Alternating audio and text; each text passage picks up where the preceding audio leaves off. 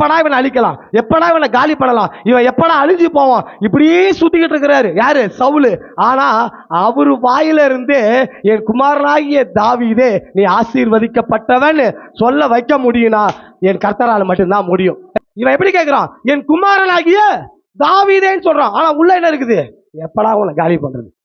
இந்த சவுல் சாதாரண ஆள் கிடையாது. அங்கங்க என்ன வச்சிட்டு இருக்கிறான்? இன்ஃபார்மரை வச்சிருக்கிறான், ஸ்பை வச்சிருக்கிறான். தான் இருப்பான். ஆனா அவன் தான் நம்மளுக்கு ஆப்பு வைக்கிறான்னு தெரியவே தெரியாது.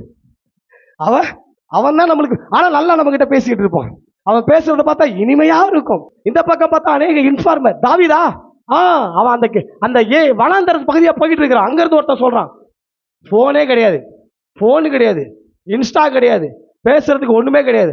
ஆனாலும் தாவீது இருக்கிற இடத்தெல்லாம் காட்டி கொடுத்துட்டு இருக்கிறான். அதெல்லாம் யோசிச்சு பாருங்களேன். போன் இல்லாத காலத்திலே இவ்வளோ பெரிய வேலைகள் நடந்திருக்குதா? இன்னைக்கு போன் இருக்குது.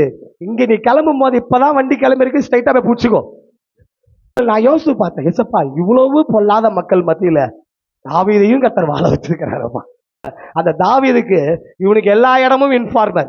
ஆனா தாவீதுக்கு மேல ஒரு இன்ஃபார்மர் இருக்கு. எல்லா இன்ஃபார்மரும் தப்பு தப்பா சொல்லுவாயா, இவர் இன்ஃபார்ம் கொடுத்தாருன்னா கரெக்டா இருக்கும்.